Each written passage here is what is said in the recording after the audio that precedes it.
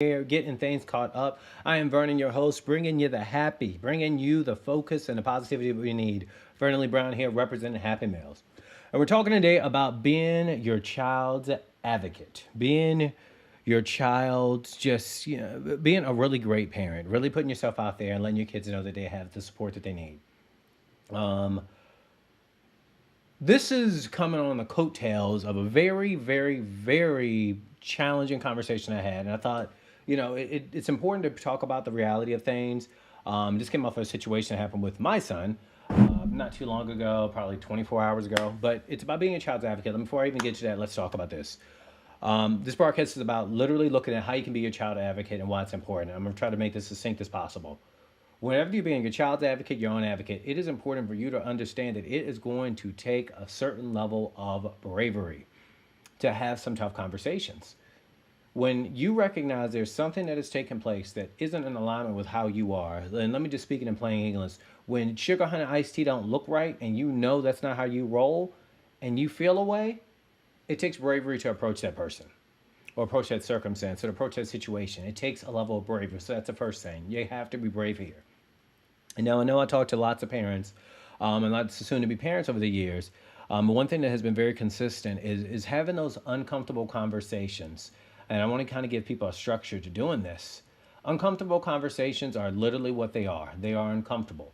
But as we all know as adults, the more uncomfortable you are, especially when it's intentional and structured, that's the point where you are going to grow. In being your child's advocate, why you have to go there, why I'm even going there with this, is looking at that the conversations are uncomfortable. They are. There's no way around it because you don't know how they're going to go. They're emotionally loaded. There's a lot at stake here because we're talking about your child's mentality, the child's self-esteem, the child's focus. And it takes some guts, but it's also about I need to have this uncomfortable conversation. Yesterday, to kind of get into this, to kind of put some context here, it's been brought to my attention that my son was being touched. And Vernon, don't get we do not get down like that. And when my son told me, it caught me off guard, right? Because nobody wants to have that conversation. And I think furthermore is I got cameras all over my house, and I'm just looking, I rewind things, and I'm like, interesting. And so there is this point where you're kind of like, oh my gosh, what do I do? But it's about the bravery here. You have that tough conversation. Reach out to the parents to get that done. Next thing, well, obviously I had this conversation with my son. It never got to that point, but you could see the storm building. It was a tornado warning, if you will, right? But the next step here is having that conversation. Parents, listen up. If you dawdle around and you don't get straight to the point when you are having a conversation with your child, you are doing a disservice to your child. You are doing a disservice to yourself. Jump right into it. Use a very adult language. I'm not saying be crude or rude, but you need to talk exactly about what it is you can to discuss and talk about. Why? Why do I need to do this? I'm uncomfortable. Because the people who will be engaging with your child, the people who will be necessarily committing some act that you might not be comfortable with your child are not going to give a kitty, a care, concern, a worry, a doubt, iota of any feelings towards your child other than what they want. And they're going to use some language that you are not going to like. So make sure you understand, get right into it. Since my child has been able to understand, he has known what the word penis and vagina are. And that's a lesson. It's uncomfortable. Yes, I understand, but you have got to do things like this, in my opinion. But when you're going into these things, with these uncomfortable conversations, always have an intention on what you're getting across. You don't need to call people mofos. You don't need to say what you're going to do. No threats, but these are my concerns. This is what I've seen. This is what we're doing. And this is how we're moving forward. Whether you agree or disagree, this is what we're doing. And that's literally the long and short of the conversation. Whenever you're having conversations and being a child's advocate, it is important to stay on fucking target. Pardon my language, but I need to get your attention. You need to stay on target. If you're talking about something happening with your child, you're going to be uncomfortable and everybody's going to try to teeter the conversation away to more comfortable topics. That doesn't work with Vernon. You stay locked in on what is important. And I'm saying this because, things happen in life, right? And it's not that owning your happy is not about oh, well, this doesn't make me feel good. But no, but these conversations will make you feel great because you know that you had that conversation. You know that you spoke up for your child because they are looking to you for that protection. Is this right?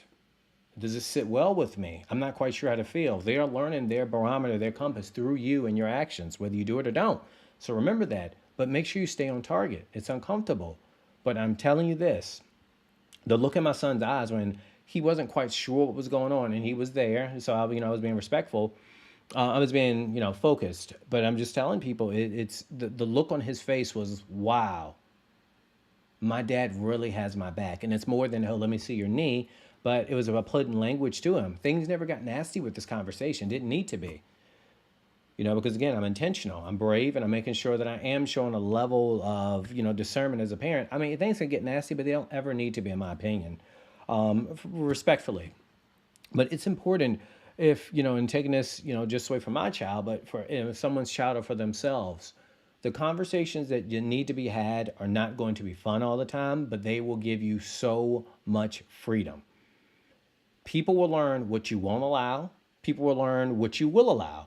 People will learn long and short your boundaries, but also the fact that so many people are scared of having conversations versus conflicts. I have conversations. I do not have conflicts.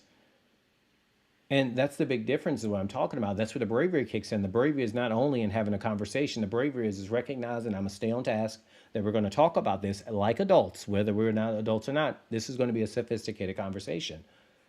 But let me tell you, me and my son are even closer now, if there was ever such a thing.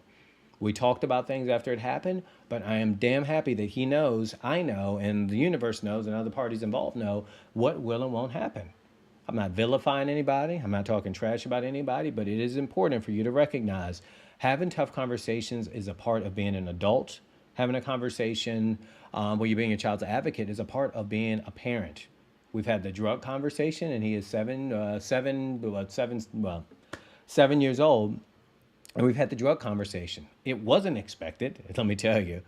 But I do know what happens when you don't have those tough conversations in the house. They're having those conversations with your child, with your loved one in the streets. So whether if you want that conversation to happen, make sure you're in control of it versus someone else. But this is how we can get ahead of our children, making some poor decisions and honestly not talking to us. But it starts with how you're leading that pack, and make sure as a parent that you're always leading. Make sure in your life that you're always being your own best advocate. Whether this could be confronting someone who might be doing some things that you're not fond of. If you don't like it, you need to speak on this.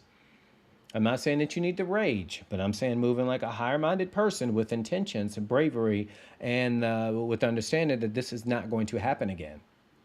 But all of these things, kind of wrapping this up, it takes a level, it takes energy, right? Number one, because it takes energy to put these conversations together. So make sure that after these conversations, you are celebrating things like this. I celebrated my son talking with these things about it. And quite honestly, I also celebrated with those parents about those things. It never got nasty. It didn't need to be. It's a very charged conversation, very charged. My voice is different when I get upset, when I get bothered. But by having these conversations, and in this case of the sexual nature about someone putting their hands on my child, it's important to do it. I remember when I had this, I saw this in my life when I was younger.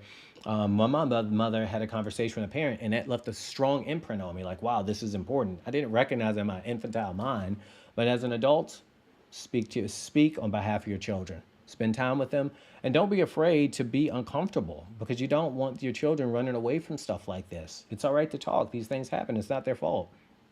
But be your child's parent, or be your child's advocate, be your own best advocate. Be brave, have a structure, have intention, and stay on target with any sort of uncomfortable conversation. And I want to tell you, when people are having uncomfortable conversations, they will go to what's more comfortable. They'll talk about the weather, and that's great, but I'm not talking about the stars in the sky. I'm talking about here and why. That's all that matters. Stay focused. Stay focused on owning your happy every single day. I will see you all tomorrow. It's not that kind of week, but it's important for me to start off with the reality. Be a child's advocate. See you all tomorrow. Peace.